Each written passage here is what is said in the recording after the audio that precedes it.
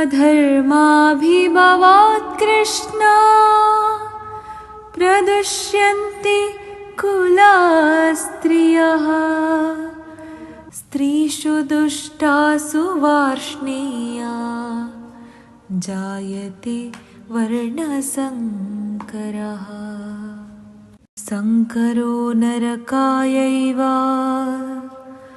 कुलज्ञानां कुलस्य च पतन्ति पितरो हेषां लुप्तपिण्डोदकक्रिया.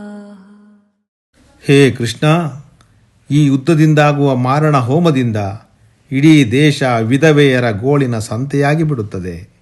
ಸಂಸಾರವನ್ನು ಮುನ್ನಡೆಸಬೇಕಾದ ಕುಲಪುರುಷರಿಲ್ಲದೆ, ದುಡಿದು ತರುವ ಗಂಡಸರಿಲ್ಲದೆ, ಧರ್ಮಾಚರಣೆಗಳನ್ನು ಆಚರಿಸುವವರಿಲ್ಲದೆ ಕುಲಸ್ತ್ರೀಯರು ಕೆಟ್ಟು ಹೋಗಬಹುದು.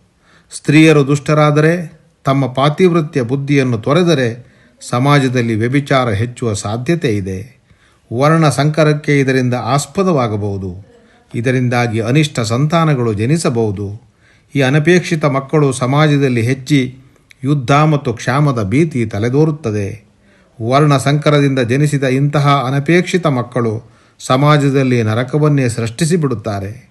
ಇವರ ಪಿತೃಗಳು ಶ್ರಾದ್ದ ತರ್ಪಣ ಕ್ರಿಯೆಗಳಿಲ್ಲದೆ, ಪಿಂಡೋದಕಗಳಿಲ್ಲದೆ ಪಿತೃಲೋಕದಿಂದ ಪತನಗೊಂಡು ಕೆಳಕ್ಕೆ ತಳ್ಳಲ್ಪಡುತ್ತಾರೆ ಎಂದು ಭೀಕರ ಯುದ್ಧದ ದುಷ್ಪರಿಣಾಮಗಳ ಬಗ್ಗೆ ತಾನು ಕಲ್ಪಿಸಿಕೊಂಡ ಚಿತ್ರಗಳನ್ನು ಕೃಷ್ಣನ ಮುಂದೆ ಅನಾವರಣಗೊಳಿಸುತ್ತಿದ್ದಾನೆ ಅರ್ಜುನ.